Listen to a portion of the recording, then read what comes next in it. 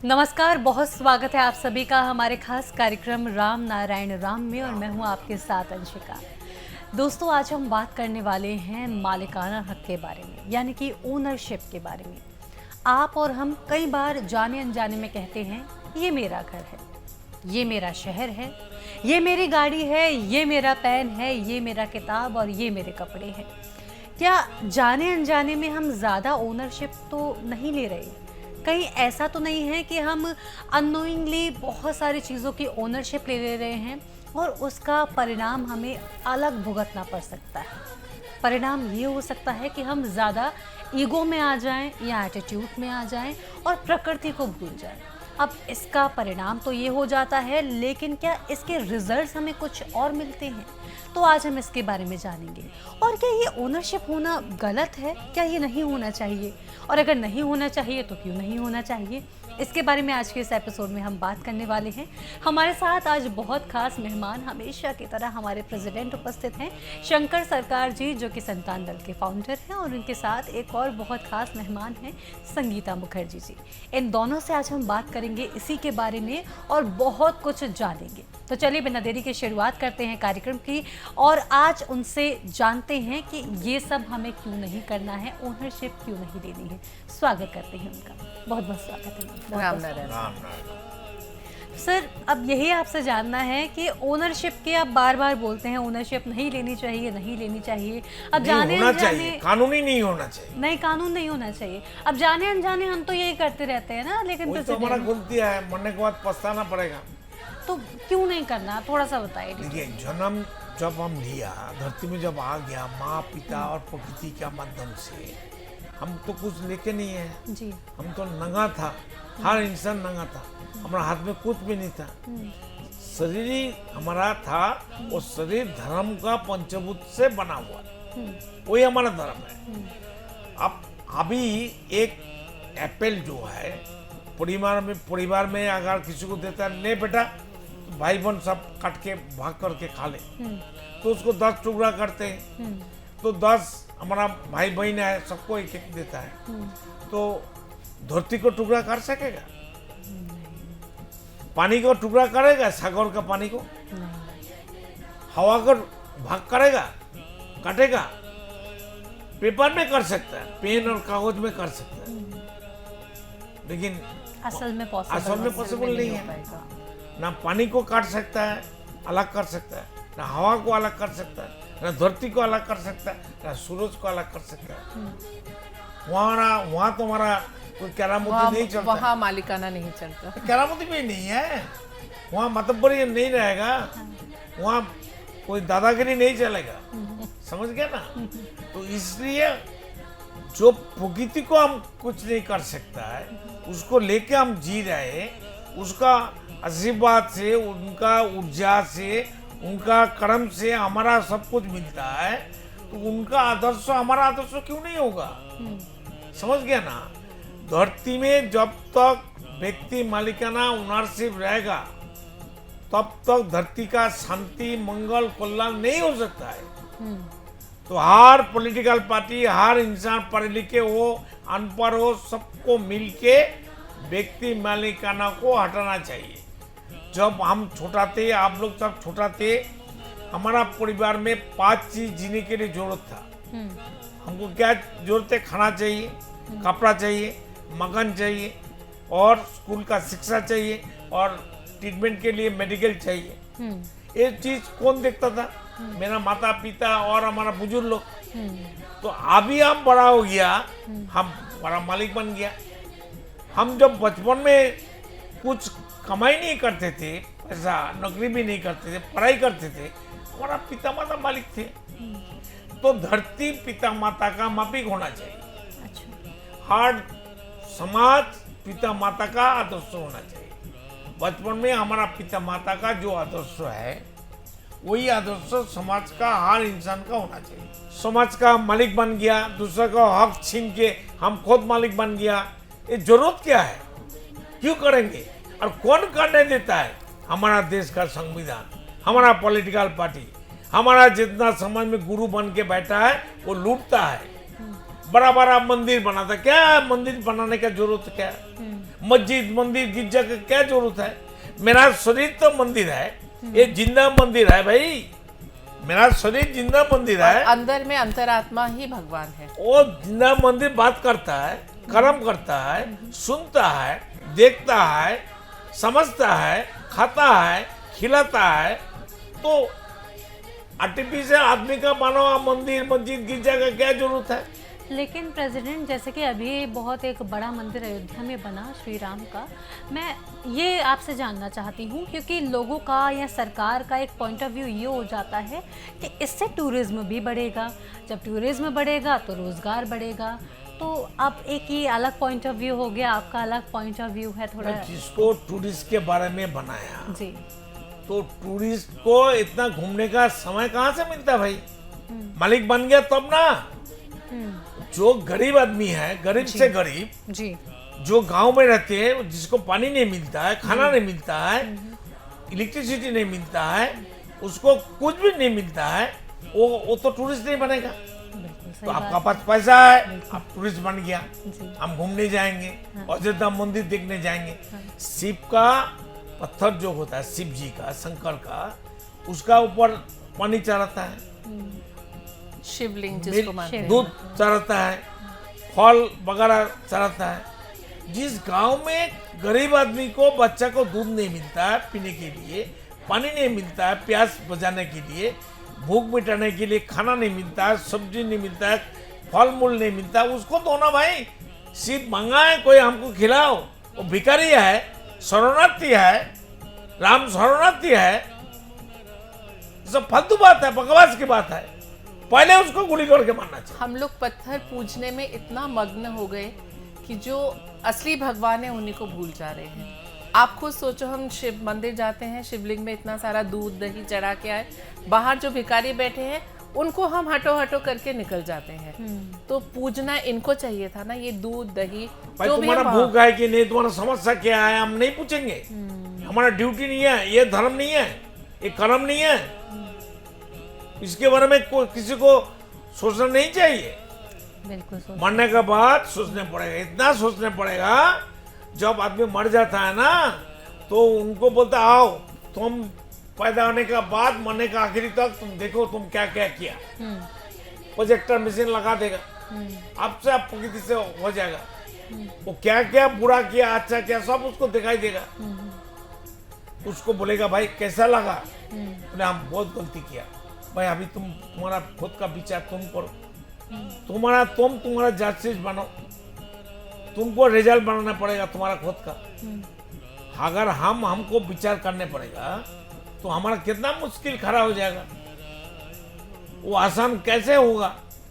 लेकिन प्रेसिडेंट, ये कहा जाता है कि हमें जो हमारे कर्मों का फल है इसी जीवन में भुगतना पड़ता है। नहीं, एक जीवन में पूरा हमारा भुगतना पड़ेगा तो हम तो जी नहीं सकेंगे। अच्छा, मतलब एक जीवन में इतना भुगतना। गलती करते हैं मनुष्य, जी, पेड़ पौधे गलती करता है तो हम जी सकता था।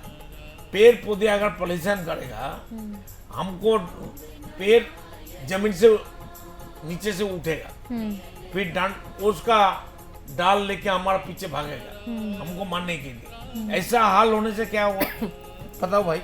प्रकृति तो हमेशा अपने नियम से चलती है, पर हम लोग क्या करते हैं, हम पेड़ पौधे अगर हमको, जैसे हम पेड़ पौधे को काटते हैं और वो तुमको ऐसे पकड़ के बोले कि क्यों मेरा टहनी काटा, आपके पीछे भागे, तो वो तो अपने नियम से कभी नहीं हटते। लेकिन हम इंसान जो बोल सकते हैं, चल के इधर उधर जा सकते हैं, हम लोग क्या करते हैं, लोगों का शोषण करते हैं। आप एक सिंपल सी चीज़ सोचिए, जब हम मॉल में जाते हैं शॉपिंग करने, जितना प्राइस लिखा होता है कभी बार्गेनिंग नहीं करते कि भाई अपनी रेपुटेशन की बात है, हमारी इज्जत की बात है, जो टैग है उतना पे करके आ गए। लेकिन जब फल सब्जी खरीदने ठेले वाले के पास जाते हैं, वो बोलेगा 50 रुपए का, भैया 40 लगा लो, वहाँ हम शोषण पे उतर आते हैं। क्योंकि वहाँ हम ये नहीं सोचते कि नहीं चलो इसका भी इसका एक परिवार घर है, परिवार जो है, संसार है। वहाँ हम 10-10 रुपए के लिए बार्गेनिंग करते हैं। तो ये जो इनइक्वालिटी हमारे अंदर आ गई है, जो जितना रिच है उनको हम रिच बनाने में लगे हैं, जितने पुअर हैं उनको हम और गरीब बनाने में लगे हैं। ये चीज को समाज से निकालना होगा। सिस्टम बंद करना है।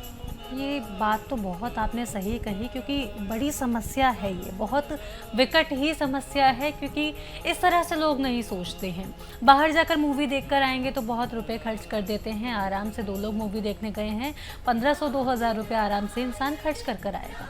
लेकिन वहीं अगर किसी से, गरीब इंसान से कोई सामान खरीदना है तो वहाँ पर वही कि 5 रुपये कम कर लो, 10 रुपये कम कर लो, धनिया फ्री में दे दो, मिर्ची फ्री में दे दो, तो जो कि हमें नहीं करना चाहिए। सोच बदलनी सोचने की बहुत ज़्यादा बिल्कुल ग्रास रूट लेवल से हमें खुद को बदलना है। इतनी गलतियां कर रहे हैं हम, मतलब ये तो प्रकृति की दया है हम पे कि फिर भी हमें लेके चल रही है, हम जिंदा हैं। जिंदा है। अगर प्रकृति का बस चलता, अगर इंसान की तरह सोचने लगते, वो तो आज इसी मोमेंट से हवा बंद कर दे कि भाई तुम इतना शोषण कर रहे हो, मैं भी तुम्हें हवा नहीं दूंगी, तो क्या होगा? पानी नहीं देंगे, ऊर्जा नहीं देंगे, सूरज बोलेगा हम ताप नहीं देंगे। पर हम इतने बड़े मालिक बन चुके हैं, इनसे भी ज्यादा हम पनिशमेंट देने पे उतर आते हैं। हमारे घर में जो नौकर काम करता है, इतनी सी भी उससे एक कांच का ग्लास टूट जाए, हम इतना बरस पड़ते हैं। कभी सोचे कि अगर प्रकृति हम पे बरस पड़े इस तरह से, फिर आपदाएं आ जाती हैं। आपदाएं आ जाती हैं, लेकिन हम वो चीज को नहीं सोचते ना। हाँ। गलतियां हम अगर रात को सोने से पहले हर इंसान सिर्फ 5 मिनट लगाए कि आज मैंने सुबह उठने से रात तक क्या क्या किया, गलती किया, क्या क्या गलती करी, और जो अच्छा किया उसको भी अप्रिशिएट करो। खुद को अप्रिशिएट करना बहुत ज़रूरी है, नहीं तो आपको मोटिवेशन नहीं मिलेगा। लेकिन जो गलतियां हमने करी हैं उसको भी खुद को पनिश करना चाहिए और उसको सुधारना चाहिए। तो प्रकृति से अगर हमें क्षमा मांगनी हो तो कैसे मांगेंगे फिर? अपनी गलतियों को सुधार के। अच्छा। प्रकृति तो हम खुद, प्रकृति का पार्ट है, जरिया है। हाँ। पार्ट ऑफ प्रकृति है। ठीक है। अंतरिक्ष का जरिया है, प्रकृति का जरिया है, पार्ट ऑफ प्रकृति, पार्ट ऑफ आसमान है। तो खुद का पास माफी मांगो ना, मारो ना थप्पड़ खुद को। अच्छा। मैं गलती किया तो मेरे को मारो, खुद को मारो भाई थप्पड़। और खुद को सुधारो। अगर हम दूसरे को थप्पड़ मारता है, खुद को कभी नहीं थप्पड़ नहीं मारा। कभी नहीं। हम लोग जैसे कुछ भी देखते हैं, अगर कहीं रोड ब्लॉकेज है, हम सीधा कहते हैं सरकार कुछ नहीं कर रही, लेकिन तुम अगले मोमेंट पे गाड़ी का शीशा उतारा और अपना रैपर फेंक दिया, तो वो हम में तो आप भी हो। किसी दूसरे को ब्लेम करने से पहले अपने गिरेबान में झांक के हमें देखना होगा हम खुद क्या कर रहे हैं।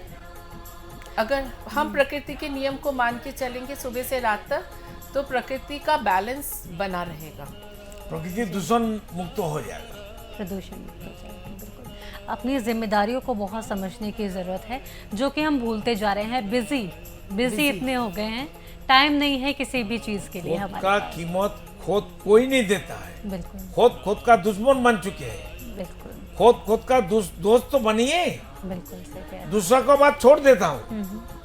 अगर हम हमारा दोस्त नहीं बनेंगे, रिश्तेदार नहीं बनेंगे, क्यों हर आदमी का अंदर 50,000 करोड़ आत्मा है। हाँ, आपने जिस समय बताया था। मेरा महागुरु बालक ब्रह्मचारी, जिनका सही नाम है, असली नाम है जी, वीरेंद्र चक्रवर्ती, तो उनका पास जवाहरलाल नेहरू, राजेंद्र प्रसाद और राधा कृष्ण सब आदमी आया था। बिल्कुल। आप छवि में आप देख सकते हैं, टीवी में उसका फोटो लगा हुआ है। जी जी। तो मेरा गुरुजी के पास साइंटिस्ट सत्येंद्र बोस बोल के एक विज्ञानी साइंटिस्ट आया था, गुरुजी को मानते थे। गुरुजी उनको फॉर्मूला दिया, तब वो बड़ा साइंटिस्ट बना और वो गॉड पार्टिकल, ईश्वर कणा आविष्कार किया। उनको गुरुजी उनको बताया, अरे सत्येंद्र बोस तुम बताओ, एक आदमी खून करने से तुम्हारा समाज का कानून 20 साल सजा देता है, मौत दे देता है, फांसी दे देता है, तुम तो लाखों खून किया। साइंटिस्ट तुम तो लाखों खून किया, तुम्हारा विचार कौन करेगा? प्रकृति तुमको नहीं छोड़ेगा। तो वो सम्मानी आदमी थे, उनको बैठने के लिए कुर्सी मिलता था, दूसरा आदमी लोग नीचे बैठते थे। वो खड़ा हो गया, अरे गुरुजी मैंने कब खून किया? तो गुरुजी बोलते हैं बालक ब्रह्मचारी, साइंटिस्ट एक चीज बताओ, एक आदमी सृष्टि करने के लिए, पैदा करने के लिए कोई माँ बाबा एक बच्चा अगर मांगता है, प्रकृति देता है, एक्सेस देता है, तब तो मिलता है। ऐसा ऐसा परिवार है, हजारों कोशिश करने का बाद एक भी बच्चा पैदा नहीं। बिल्कुल बहुत प्रेसिडेंट, ऐसा परिवार है। आपने बिल्कुल तो एक बच्चा पैदा करने के लिए कितना बच्चा मरता है। तो साइंटिस्ट बोलते हैं अरे गुरुजी ये तो हमारा बस में नहीं था, मना हम लोग साइंटिस्ट है, विज्ञानी है, लेकिन इसके बारे में हमारा सोच ही नहीं थे। आप तो हमारा हर ज्ञान का दर्जा खोल दिया। सर, जैसा कि आपने बताया बाला ब्रह्मचारी जी के बारे में, अब हम अगले एपिसोड में आपसे बात करेंगे कि इनके बारे में और आपसे जानेंगे। फिलहाल वक्त हो चला है इस एपिसोड को ही विराम देने का। आप दोनों का बहुत धन्यवाद आपके ज्ञान के लिए और समय के लिए। बहुत बहुत राम नारायण राम। तो दर्शकों, इसी के साथ आज के इस एपिसोड में इतना ही। बहुत कुछ आज के इस एपिसोड में हमने जाना, समझा, और साथ ही साथ ओनरशिप के बारे में तो हमने जाना ही, ये भी जाना कि हमारा व्यवहार दूसरों के प्रति क्या होना चाहिए। साथ ही साथ अगर आप संतान दल से जुड़ना चाहते हैं, डोनेट करना चाहते हैं तो बिल्कुल कर सकते हैं। टीवी स्क्रीन पर नंबर्स फ्लैश हो रहे हैं, इन नंबर्स पर आप कॉन्टैक्ट कर सकते हैं। डिस्क्रिप्शन में आपको डिटेल्स मिल जाएंगे। इसी के साथ लेती हूँ आपसे ऐसा डोनेशन के बारे में जबरदस्ती नहीं करना चाहिए। बिल्कुल, दिल चाहता है दे सकता, नहीं भी दे सकता। अगर ये प्रोग्राम आगे बढ़ाना है, जैसा ये हमारा फॉलोअर है, मेरा गुरु का फॉलोअर, हमारा भी फॉलोअर है, तो ये हमारा साथ दे रहा है। ये भी अभी एक कर्म के लिए हमारा गुरु है, आप भी हमारा गुरु है, सबका गुरु है भाई। बिल्कुल। तो इसलिए डोनेशन के लिए हम कोई जबरदस्ती नहीं करना चाहते। मांगना कोई बड़ा बात नहीं है। मांगना क्यों है, डोनेशन किस लिए है? ये जो प्रोग्राम चालू है टीवी में, बहुत खर्चा होता है। ये खर्चा हम 2 साल 1 साल अपना पैसा से चलाता हूँ। जी जो हम लोग, हमारा संतान दल में कोई डोनेशन नहीं है। हाँ। कोई देता है तो हम लेते हैं। हम अपना खुद संसार, हमारा परिवार समझते हैं। बिल्कुल प्रेसिडेंट, इसी बात को मैं कहना चाहूँगी। आपको कोई बाउंड नहीं कर रहा कि आपको डोनेशन देना है, लेकिन अगर आपकी इच्छा है, आप स्वेच्छा से देना चाहते हैं, धन मन लेके आ सकता है। जी, धन मन लेकर जुड़ सकते हैं और डोनेट आप कर सकते हैं। इसी के साथ मैं लेती हूँ आपसे आज्ञा, फिर होगी आपसे मुलाकात। तब तक के लिए नमस्कार। नमस्कार। देखिए कार्यक्रम राम नारायण राम प्रतिदिन प्रातः 6:40 से साधना टीवी पर, एवं सोमवार से शनिवार प्रातः 7:30 से व रविवार प्रातः 7:50 से एवं रात्रि 10:30 से ईश्वर टीवी पर, एवं प्रातः 7:30 से साधना प्लस पर, एवं प्रातः 10:30 से हर खबर न्यूज पर, एवं रात्रि 8:30 से आरएन टीवी पर। आप देख रहे हैं हमारा खास कार्यक्रम राम नारायण राम शंकर सरकार जी के साथ राम नारायण रामशाह। यह एक महाध्वनि और बीज मंत्र है। यह सभी समस्या का संपूर्ण समाधान है। आप लोग इन्हें अपना के देखिए, मन और दिल में क्या प्राप्त हो रहा है। इस कार्यक्रम का विशेष उद्देश्य इसका प्रचार और प्रसार के साथ ही प्रत्येक मनुष्य की मुक्ति का मार्गदर्शन है, और यह आपकी दिल की बात है। इस मार्ग पर पुण्य और मुक्ति निश्चित है। इस कार्यक्रम के माध्यम से संतान दल द्वारा चलाए जा रहे श्रेष्ठ सेवाओं से जुड़कर सबके कल्याण के लिए इस नेक कार्य का हिस्सा बन सकते हैं, और वृद्धाश्रम, गौशाला, गरीब और वंचित बच्चों की शिक्षा का भी सहयोग और समर्थन कर सकते हैं। संतान दल सबका एक ही परिवार है। अकाउंट नेम संतान दल, account number 266505000657, IFSC code ICIC 000265। पूरी तरह जानने के लिए आप संस्था के फोन नंबर पर संपर्क कर सकते हैं। Phone number 6291342066, 9836073503। Email ID santandal1960@gmail.com।